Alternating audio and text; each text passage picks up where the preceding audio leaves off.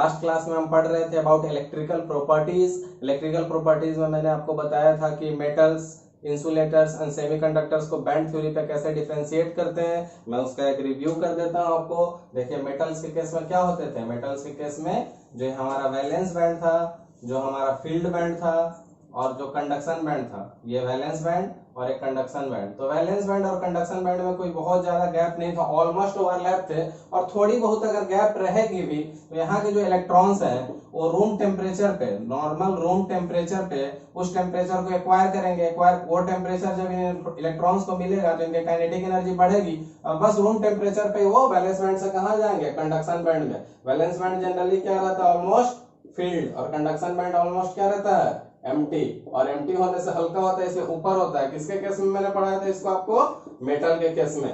Clear.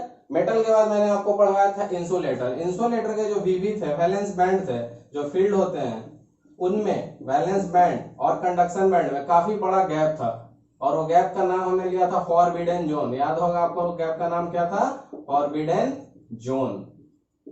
तो ये gap कितना था आपको याद होगा, greater than equal to 5 electron volt था। तो इतना एनर्जी इन इलेक्ट्रॉन्स को कभी नहीं मिलती है चाहे हम टेम्परेचर इंक्रीज भी करें ताकि ये इलेक्ट्रॉन यहाँ पहुंच पाए। और जब तक वीवी के इलेक्ट्रॉन सीवी में नहीं पहुंचेंगे तब तक कंडक्शन नहीं होगा। तो इनकी कंडक्टिविटी काफी अच्छी हो गई थी, इनकी कंडक्टिविटी कुछ भी करे नहीं हो रही थी। बच जा रहा था हमारा सेमीकंडक्टर का केस जो इन दोनों के बीच में था। तो ये फील्ड बैंड है इसकी सीबी, सॉरी वीवी वैलेंस बैंड, फील्ड बैंड, और ये हो गई इनकी सीबी कंडक्शन। तो गैप है बट नॉट, इनके इतना कम नहीं और इनके इतना ज्यादा नहीं। इनकी मैक्सिमम वैल्यू कितनी हो रही थी, 3 इलेक्ट्रॉन वोल्ट मैक्सिमम वैल्यू। तो यहाँ के इलेक्ट्रॉन यहाँ जा सकते थे, बस हमें कुछ थोड़ा सा हेल्प करना है सेमीकंडक्टर को और कंडक्टिविटी बढ़ जाएगी। तो सेमीकंडक्टर के बारे में हम ये कह सकते हैं कि conducts electricity by increase in temperature और बाय एडिंग इंप्यूरिटीज। आप जनरल लाइफ की एक बात समझिए। मान लीजिए कि आपका घर है, आप यहाँ रोड पे रास्ते पे आने वाले हैं, यहाँ बारिश का पानी जमा है। तो अगर आप इतना नहीं कूद सकते हैं, इतना आपका स्टेप नहीं है, तो बीच में एक ईंट ब्रिक्स रख दीजिए, काइंड एडिंग इंप्यूरिटीज। तो इलेक्ट्रॉन यहाँ आएंगे और यहाँ आएंगे और जैसे वीवी के इलेक्ट्रॉन सीवी में पहुंच गए हमारा कंडक्शन हो जाएगा। तो आज हम मेन कॉन्सेंट्रेट करेंगे हमारे सेमीकंडक्टर पे। सेमीकंडक्टर क्या होते हैं, कैसे होते हैं, कितने टाइप्स के होते हैं। तो आज के लेक्चर में आपका मैं सेमीकंडक्टर के बारे में सारी बेसिक जानकारी दूंगा और आपके कॉन्सेप्ट क्लियर करूंगा। तो आइए हम शुरू करते हैं। तो लिखिए हमारा आज का टॉपिक सेमीकंडक्टर।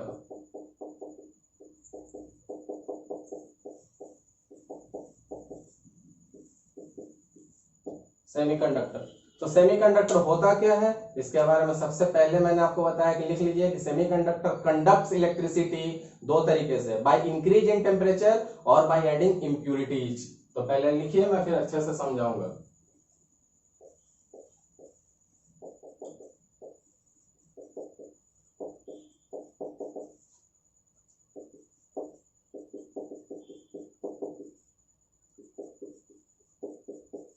ये हमारा पहला है बाय इंक्रीज इन टेम्परेचर, और यहाँ के बाद मैं कलर बदल देता हूं।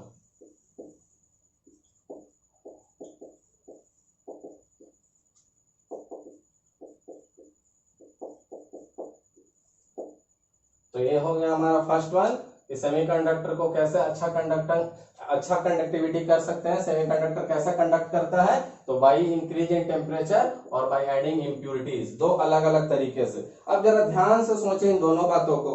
अगर किसी भी एलिमेंट में, सब्सटेंस में अगर हम टेम्परेचर इंक्रीज कर रहे हैं तो उसमें जो चेंजेस होंगे वो इंटरनल चेंजेस होंगे या एक्सटर्नल। किसी भी सब्सटेंस में हम सिर्फ और सिर्फ इंक्रीज इन टेम्परेचर यानी उसको हीट कर रहे हैं, तो किसी भी चीज को हीट कर रहे हैं तो उसमें हम इंटरनल चेंजेस क्रिएट कर रहे हैं या एक्सटर्नल। तो आपका आंसर होना चाहिए इंटरनल, बिकॉज एक्सटर्नली हम कुछ भी उसमें ऐड नहीं कर रहे हैं। In this case, second case, adding impurities, ये एक्सटर्नली ऐड होगा, इसमें इंटरनल कुछ नहीं है। एडिंग इंप्यूरिटीज, ये हमारा टेम्परेचर, हम गुस्सा हो गए, हमारी इंटरनल प्रॉपर्टी है इंक्रीज इन टेम्परेचर, हम अंदर से इंटरनल चेंज हुए। पर एडिंग इंप्यूरिटीज, किसी ने बाहर से हमें इंजेक्शन दे दिया, वो हमारा एक्सटर्नल चेंज होगा। तो इस दो बेस पे सेमीकंडक्टर को ब्रॉडली दो भाग में डिवाइड कर सकते हैं। The first one is intrinsic and the second one is extrinsic. तो चलिए पहले इसका क्लासिफिकेशन लिख लीजिए।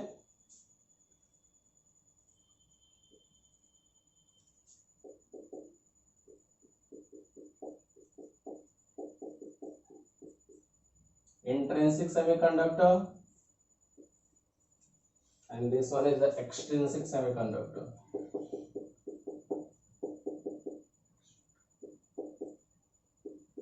SC means semiconductor. तो इन शॉर्ट यहां तक कह सकते हैं कि semiconductors conduct electricity by two kinds, by increase in temperature और बाय एडिंग इंप्यूरिटीज। तो जब हम इंक्रीज इन टेम्परेचर करेंगे तो हमारे इंटरनल चेंज है, और इंटरनल चेंज वाले सेमीकंडक्टर को, इस काइंड ऑफ सेमीकंडक्टर को कहेंगे इंट्रिंसिक सेमीकंडक्टर। और जब सेमीकंडक्टर कंडक्ट करेगा electricity by adding the impurities, तो वो हो जाएंगे हमारे इंट्रिंसिक। तो पहले हम पढ़ेंगे वो हो जाएंगे एक्सट्रिंसिक। इंटरनल चेंजेस से intrinsic, that is increase in temperature. External changes से extrinsic, that is adding the impurities, बाहर से किसी इंप्यूरिटी को ऐड करना। तो पहले हम इंट्रिंसिक के बारे में पढ़ लेते हैं, फिर आएंगे एक्सट्रिंसिक में। तो इंट्रिंसिक में आप पहले लिखिए कि होता क्या है। तो लिखिए पहला पॉइंट सबसे सिंपल जो मैंने अभी बताया, conducts electricity by virtue of increase in temperature. तो सबसे पहला पॉइंट क्या लिखेंगे आप, conducts electricity by virtue of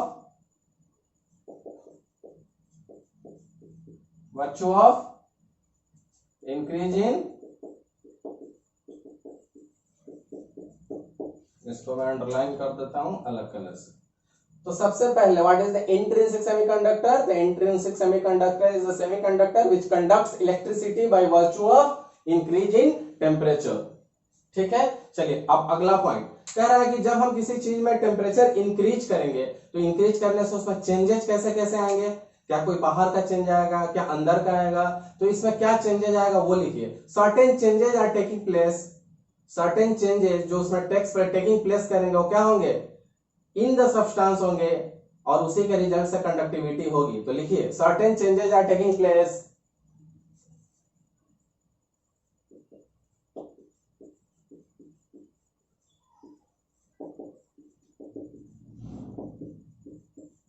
certain changes are taking place, कहां पे, अंदर में कि बाहर में? तो certain changes are taking place inside the substance.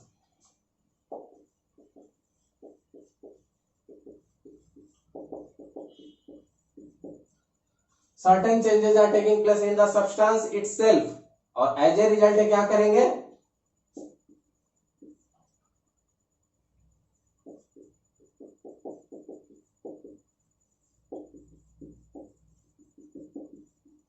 As a result it start conducting. अब इसका कोई एग्जांपल लेंगे तो एग्जांपल होगा सिलिकॉन, जर्मेनियम, ईटीसी। तो दो चीज मैंने बताया आपको इंट्रिंसिक सेमीकंडक्टर के बारे में। पहला हमने बताया conduct electricity by the virtue of increase in temperature. अब किसी चीज में अगर इंक्रीज इन टेम्परेचर से अगर हम कंडक्टिविटी करा रहे हैं तो एक चीज और कर सकते हैं कि that is no impurities are taking place, कोई इंप्यूरिटी को हम बाहर से नहीं डाल रहे, no impurity introduce from outside. यहां पे एक चीज और लिख सकते हैं, इसका मतलब that is no impurities introduced from outside. देखिए बहुत ही मजेदार चीज मैंने आपको बताई। क्यों ये बताने की जरूरत क्या पड़ी, मैं आपको ये बता चुका था, फिर भी वापस जाके लाइन बता रहा हूं। क्यों? क्योंकि स्टार्टिंग में ध्यान से देखिएगा तो दो टाइप्स है, एक इंक्रीज इन टेम्परेचर, एक एडिंग इंप्यूरिटीज। तो अगर इसमें एडिंग इंप्यूरिटीज हो रही है तो इनडायरेक्टली इसको क्या कर सकते हैं कि इसमें नो एडिंग इंप्यूरिटीज, क्योंकि सारे चेंजेस कहां से हो रही है, इंटरनल। और इंटरनल चेंजेस में मैंने बोल भी दिया कि conduct electricity by the virtue of increase in temperature. तो हमने सिर्फ इंटरनली टेम्परेचर इंक्रीज किया है, हमने कोई आउटसाइड से इंप्यूरिटीज नहीं डाली है। No impurities introduce from outside, बाहर से हमने कोई भी इंप्यूरिटीज नहीं डाली है। बाहर से इंप्यूरिटी ऐड करने वाला हमारा सेकेंड केस है जो हम इंट्रिंसिक में पढ़ेंगे। तो अभी हमने पढ़ा कि certain changes are taking place inside the substance, और उसी के कारण ये कंडक्ट करने लगते हैं। इसके कुछ एग्जांपल्स दिए मैंने आपको, सिलिकॉन, जर्मेनियम और बहुत सारे ऐसे सब्सटेंस आएंगे, पर आप सिलिकॉन और जर्मेनियम पे कंसंट्रेट करें। अब अगर ध्यान से देखा जाए कि क्या इस तरह के जो हमारे सेमीकंडक्टर हैं उनकी कंडक्टिविटी क्या अच्छी होती है, तो एट रूम टेम्परेचर, कहां पे, room, not increasing the temperature, at room temperature conductivity of this semiconductors are quite low. देखिए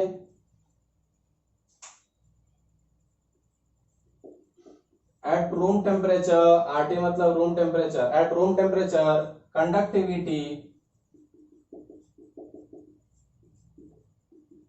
these semiconductors are quite low, low रहेंगे, इसीलिए हम टेम्परेचर बढ़ा रहे हैं। रूम टेम्परेचर पे हमने टेम्परेचर नहीं बढ़ाया, नॉर्मल टेम्परेचर, बट जब हम टेम्परेचर बढ़ाएंगे तो इनकी कंडक्टिविटी बढ़ेगी, पर स्टार्टिंग में क्या है, क्वाइट लो। जब हम टेम्परेचर बढ़ाएंगे तो क्या होगा, आप सोचिए, जरा थिंक कीजिए। तो जैसे ही हम टेम्परेचर बढ़ाएंगे बॉन्ड की क्लीवेज शुरू हो जाएगी, बॉन्ड टूटने लगेंगे, और जब बॉन्ड टूटने लगेंगे तो इलेक्ट्रॉन रिलीज होगी, और जब इलेक्ट्रॉन रिलीज होगी तो वहां वैकेंसी क्रिएट होगी। और मैंने आपको डिफेक्ट्स में पढ़ाया था कि जब वैकेंसी क्रिएट होती है तो कंडक्टिविटी क्या होती थी, अच्छी होती थी। क्या क्लियर हुआ आपको पॉइंट? नहीं तो मैं फिर से बताता हूं, सुनिए।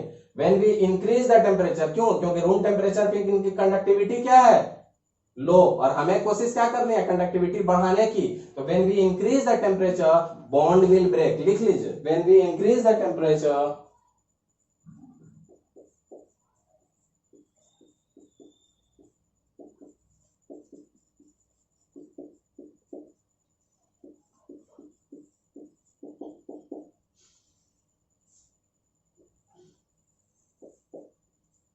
when we increase the temperature bond will break, और बॉन्ड ब्रेक होने से क्या होंगे, electrons will release, electrons will release, और इलेक्ट्रॉन्स के रिलीज होने से क्या होता है आप बताइए, इट विल क्रिएट वैकेंसी, सो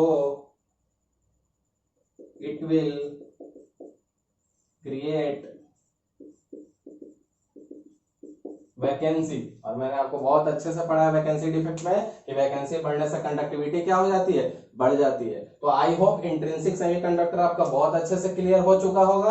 अब हम मूव करेंगे एक्सट्रिंसिक में। अब एक्सट्रिंसिक सेमीकंडक्टर दो टाइप के होते हैं, एक एन टाइप, एक पी टाइप।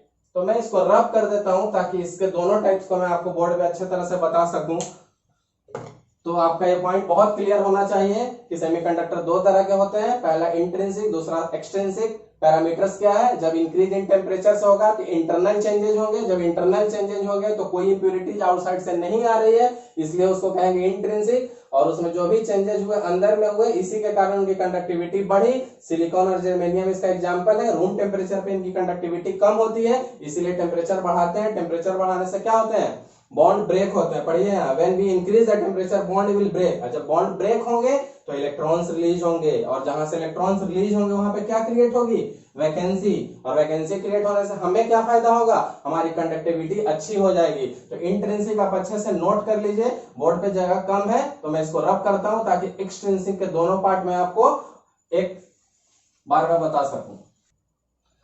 तो आफ्टर इंट्रिंसिक सेमीकंडक्टर हम बढ़ते हैं अपने अगले type of semiconductor, extrinsic. Intrinsic में मैंने बोला था कि due to the increase in temperature, और एक्सट्रिंसिक में मैंने आपको क्या बोला था, by adding impurities, by adding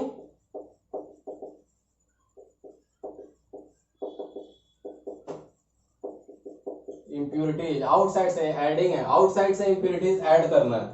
तो एडिंग इंप्यूरिटीज, अब इंप्यूरिटीज भी दो तरह से हो सकते हैं। जैसे फॉर एक एग्जांपल लीजिए, मैंने आपको बोला कि 5 सिटीज का नाम लिखिए। एग्जाम में मैंने आपको क्वेश्चन दिया कि right the name of 5 cities, किसी 5 शहरों के नाम। किसी बच्चे ने 4 शहर का नाम लिखा, किसी ने 6 पे लिखा, दोनों गलत है। 4 वाला अपने डिफिशियंसी के कारण गलत है, और 6 वाला अपने रिचनेस के कारण गलत है। उसने एक्सेस लिख दिया इसलिए गलत है, क्योंकि आंसर क्वेश्चन में क्या था कि right the name of 5 cities, सिर्फ 5 शहरों के नाम बताने थे।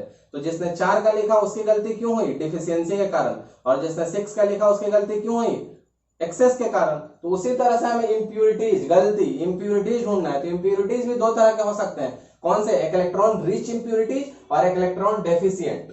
तो लिखिए कौन से क्या है, तो ये है हमारे इलेक्ट्रॉन रिच इंप्यूरिटीज। मैं आपको समझाऊंगा, लिखिए।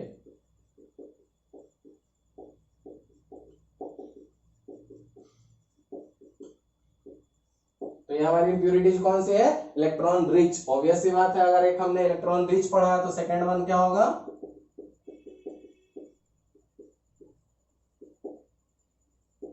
Electron deficient impurities. मैं आपको सारा क्लियर करूंगा, आपको टेंशन नहीं लेना है। तो कह रहा है कि इलेक्ट्रॉन रिच, जिन लोगों में इलेक्ट्रॉन ज्यादा है वो अपनी कंडक्टिविटी कैसे करेंगे, due to movement of electrons. इसमें बहुत सिंपल है कि conducts electricity by movement of electrons. लिखिए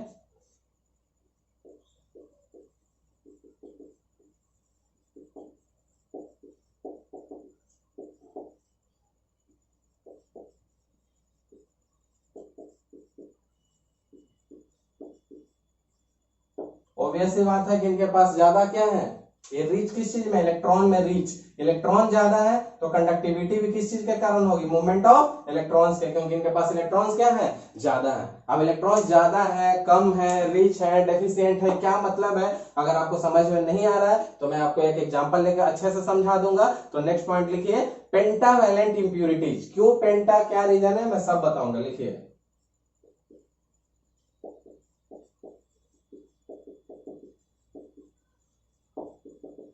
पेंटावैलेंट इंप्यूरिटी। अब पेंटावैलेंट होता क्या है, रीजन क्या है, मैं सारा लिखूंगा। देखिए आप, पेंटा, अभी हमने जो सेमीकंडक्टर लिया है वो मान लिया कि हम जर्मेनियम का ले रहे हैं। जर्मेनियम का ग्रुप कौन सा रहता है, 14, और 14 में एंट्री किसकी करनी है, पेंटा की। 14 में एंट्री किसकी करनी है, पेंटा। ध्यान से समझिए, थोड़ा सा हमारी वैलेंसी देखिए रफ में, इसको ध्यान रखिए। हमारा जो हम अगर अभी जर्मेनियम का सेमीकंडक्टर ले रहे हैं तो ग्रुप कौन सा रहेगा, 14। 14 के इलेक्ट्रॉनिक इसी लिखिए 2 8 एंड 4। आउटसाइड में कितने हैं, 4। आउटसाइड में 4 है, ऑक्टेट कंप्लीट करने के लिए क्या करेगा, like any other covalent bond, like carbon 4+4 की कोवैलेंसी कर, सॉरी 4+4 की शेयरिंग करेगा। 4+4 तो इसका क्या कंप्लीट हो जाएगा, ऑक्टेट। किसी भी एलिमेंट के आउटर सेल में अगर 4 इलेक्ट्रॉन है, वैलेंस सेल में 4 इलेक्ट्रॉन है, that is they are tetravalent like carbon. और अगर टेट्रावैलेंट है तो 4+4 की शेयरिंग करेंगे कोवैलेंट बॉन्ड बनाने के लिए। तो शेयरिंग करने के लिए 4 और चाहिए, 4 को 4 चाहिए। आउटर सेल में 4, 14th ग्रुप चाहिए, 4 ले लिया हमने, 15th ग्रुप। 4 में मिल क्या गया हमें, 5। तो 4+4 होते तो 8 होते, पर ये हो गया क्या, 4+5 तो हो गया 9। तो 8 से एक एक्स्ट्रा हो गया, इसीलिए एक एक्स्ट्रा इलेक्ट्रॉन रिच। समझ में आया, नहीं आया तो मैं फिर से बताऊंगा। देखिए पेंटावैलेंट इंप्यूरिटीज ऐड करने का मेन मकसद क्या है, हमारा मेन पर्पस क्या है, कि we are going to create the electron richness, more the electrons. And we know that we are going to take the example of semiconductor germanium, Ge।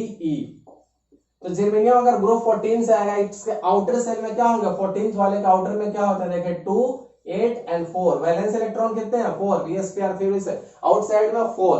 तो जो खुद टेट्रावैलेंट है वो अपना ऑक्टेट कैसे कंप्लीट करेगा, 4 वाले से। तो 4+4 तो इजिली 8 हो जाते, पर इजिली नहीं है, इसमें इंप्यूरिटीज है। मैंने क्या बोला था, 5 सिटीज। तो आइदर लेस आइदर मोर, ये मोर वाले केस है। तो 4 के आउटसाइड में अगर 4 मिल जाता तब तो वो कोई इंप्यूरिटीज नहीं रहती, ऑक्टेट कंप्लीट होता। पर यहाँ 4 में 4 से एक्स्ट्रा है, 4+5 9 एक्सेस, एक इलेक्ट्रॉन रिच रहेगा। तो इसलिए 14th ग्रुप में 15 डाला।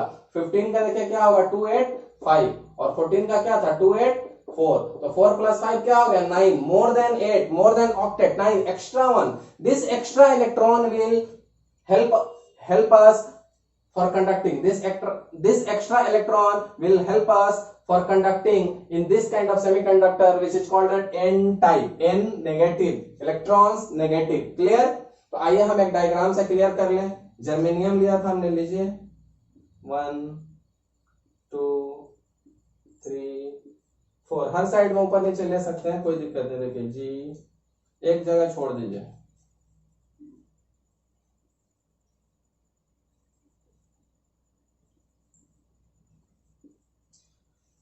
ग्रुप 14, वैलेंस इलेक्ट्रॉन 4, तो बॉन्डिंग 4, तो एक बॉन्ड पहले से, सेकेंड थर्ड 4, 1 2 3, और एक इलेक्ट्रॉन के लिए मैंने यहां जगह छोड़ा है इंप्यूरिटीज के लिए। इंप्यूरिटीज कौन सा, पेंटावैलेंट। पेंटावैलेंट में आप ग्रुप 15 से किसी को भी ले सकते हैं, फास्फोरस आर्सेनिक AS लेते हैं, आप फास्फोरस भी ले सकते हैं। पेंटा मतलब आउटसाइड में 5, इन लोगों के आउटसाइड में 4 है। देखिए 1 2 3 4,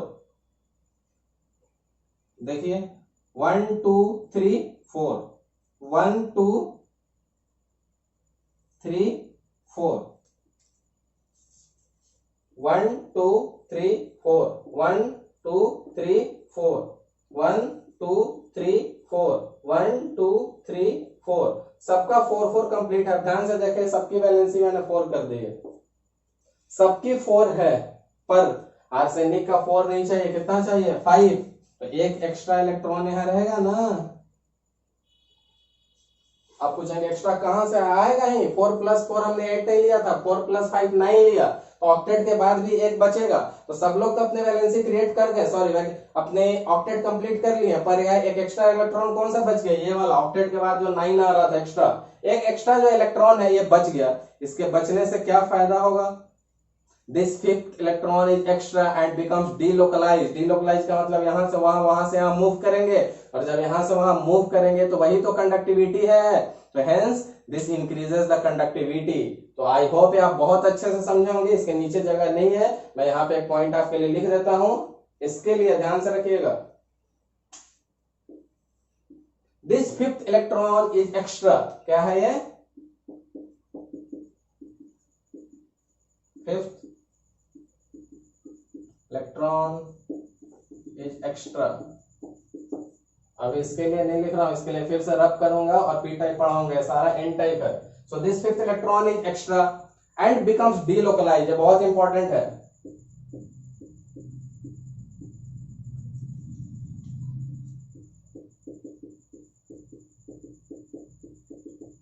डीलोकलाइज का मतलब अपने लोकेशन को चेंज करते रहेंगे, कभी यहां कभी यहां कभी यहां कभी वहां, और इससे हमें क्या होगी? हमारी कंडक्टिविटी इंक्रीज हो जाएगी। Hence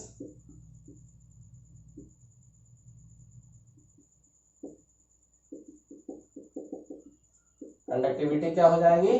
INC. किसके कारण? एक्स्ट्रा इलेक्ट्रॉन के डीलोकलाइजेशन के कारण। एक्स्ट्रा इलेक्ट्रॉन अपनी जगह से अलग अलग जगह पे डीलोकलाइज हो रहा है, अपनी पोजीशन चेंज कर रहा है, उसी को तो इलेक्ट्रॉन के मूवमेंट को कंडक्टिविटी कहते हैं। इसके कारण हमारी कंडक्टिविटी क्या हो गई? अच्छी हो गई। कौन से टाइप से सेमीकंडक्टर में? एन टाइप में। तो एन टाइप में आप समझ गए हैं कि हमारी क्यों कंडक्टिविटी बढ़ी, क्योंकि हमारे पास एक एक्स्ट्रा इलेक्ट्रॉन था। अगर हम 14 में 14th ग्रुप से लेते, दोनों के आउटर में 4 and 4 होते हैं, तो ऑक्टेट कंप्लीट होता है। या 15th है, 4 + 5, 4 + 5 9, ऑक्टेट से एक एक्स्ट्रा, ये वाला एक्स्ट्रा, इसका एक्स्ट्रा इलेक्ट्रॉन बचा हुआ था, यही सब जगह घूम के डीलोकलाइज होगा, और ये इलेक्ट्रॉन मूव करेगा तो वही तो हमारी कंडक्टिविटी को बढ़ाएगा। तो आई होप एन टाइप आप अच्छे से समझ गए होंगे। Now coming for the P type, तो पहले मैं इसको रब कर देता हूं ताकि आप आराम से पी टाइप को अच्छे से समझ सकें। तो हमने एन टाइप ऑफ इंप्यूरिटीज पढ़ ली है, जगह की कमी के कारण हमने इसको रब किया है। अब हम पी टाइप पे चलेंगे। तो एन टाइप में मैंने आपको क्या बताया था? Electron rich impurities. तो ये क्या हो गए? Electron deficient.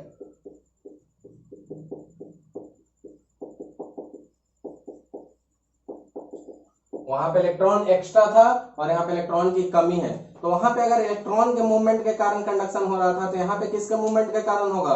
यहाँ पे होल्स के मूवमेंट के कारण होगा, इलेक्ट्रॉन्स नहीं, क्योंकि यहाँ पे इलेक्ट्रॉन्स की कमी है। तो जहां इलेक्ट्रॉन्स कम होंगे वहां होल्स आएंगे। वहां पे इलेक्ट्रॉन्स इस केस में क्या थे? इलेक्ट्रॉन रिच, याद कीजिए। और किसके कारण कंडक्शन हो रहा था? Movement of electrons. बट यहाँ पे इलेक्ट्रॉन रिच की जगह पे क्या आ गया? Electron deficient. और conduct electricity by movement of holes लिख लीजिए।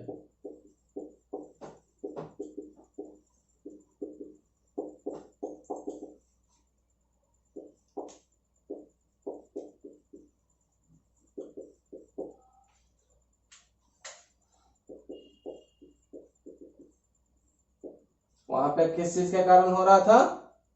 इलेक्ट्रॉन्स के कारण, यहाँ पे होल्स के कारण। वहां पे एक्सेस थे इलेक्ट्रॉन्स, यहाँ पे कम। एक्सेस थे तो पेंटा 4 + 5, एक्सेस हो तो पेंटा, पेंटा 9, यहाँ पे लेस है तो 4 + 3 7। ऑक्टेट से ये एक्सेस है और ऑक्टेट से क्या है? डेफिशिएंट है।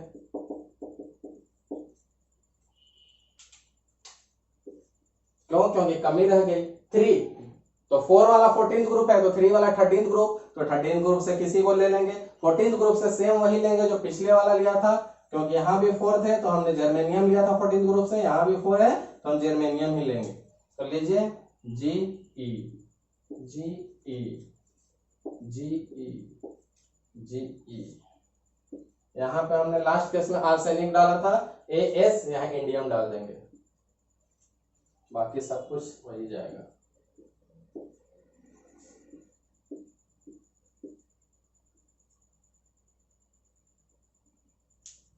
एक चीज लिख लीजिए, यहाँ पे मैंने आपको लिखाया था कि कौन सी इंप्यूरिटी ऐड हो रही थी, पेंटा। तो यहाँ पे कौन सा ऐड हो गया, पेंटा मतलब 5, यहाँ पे 3 वाले, 3 मतलब ट्राई, तो लिख लीजिए ट्राई वैलेंट इंप्यूरिटीज।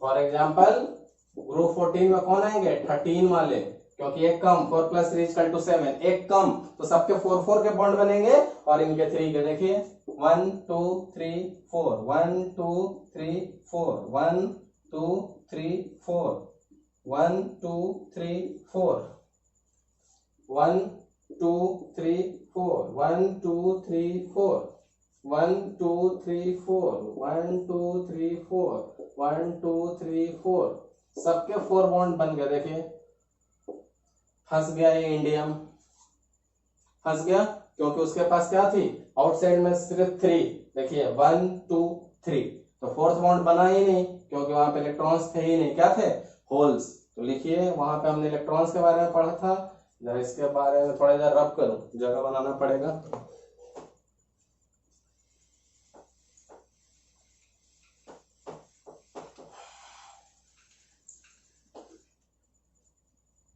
चलिए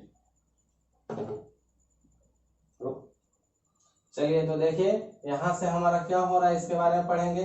तो ये वो जगह है जहां से हमारी 4th वैलेंस इलेक्ट्रॉन मिसिंग है, क्यों, क्योंकि ये कितने वैलेंस थी, ट्राई, 4th था ही नहीं इसमें, ट्राई है, सॉरी ट्राई वैलेंट। तो यहाँ पे आप लिखिए इसके बारे में पॉइंट, नीचे जगह नहीं था तो लिखिए इस प्लेस के बारे में, the place where the 4th valence electron is missing,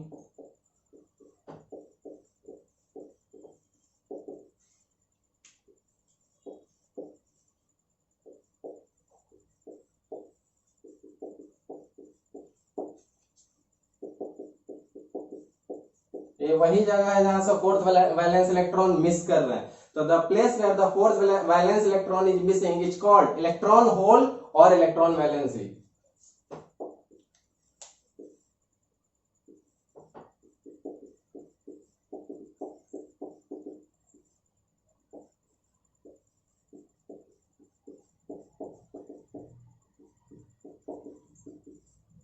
इसको दोनों को अलग कलर से कर देता हूं।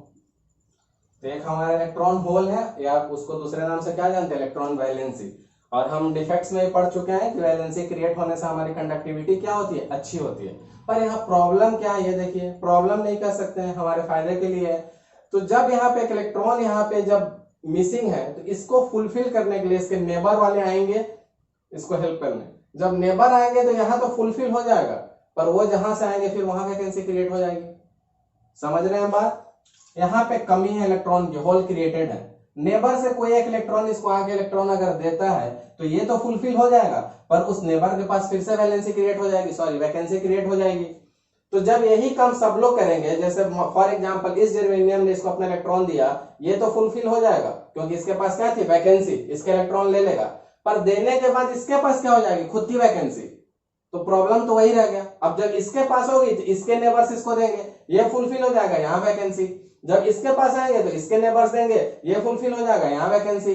बाय डूइंग सो, ऐसे करते करते करते करते फाइनली क्या होगा कि ओवरऑल देखें कि मूवमेंट बढ़ रहा है और हमारी कंडक्शन अच्छी हो रही है। तो वैकेंसी क्रिएट होने से भी कंडक्शन अच्छी होती है।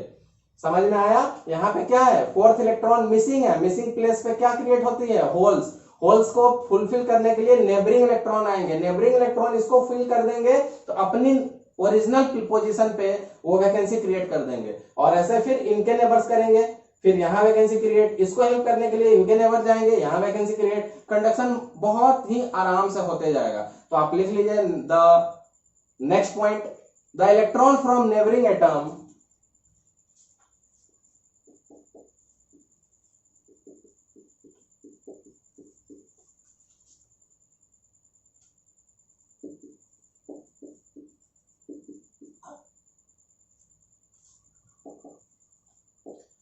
the electron from neighboring atom can come and fill the electron hole.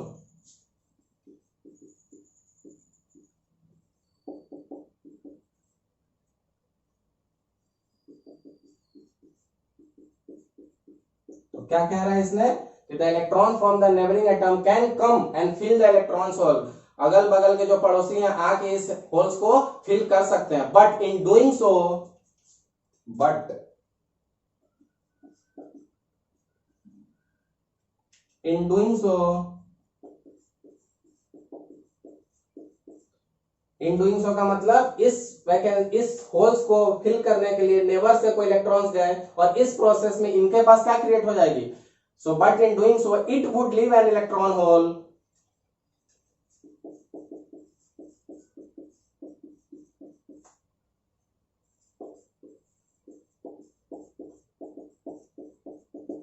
It would leave an electron hole कहां पे, एट इट्स ओरिजिनल पोजीशन।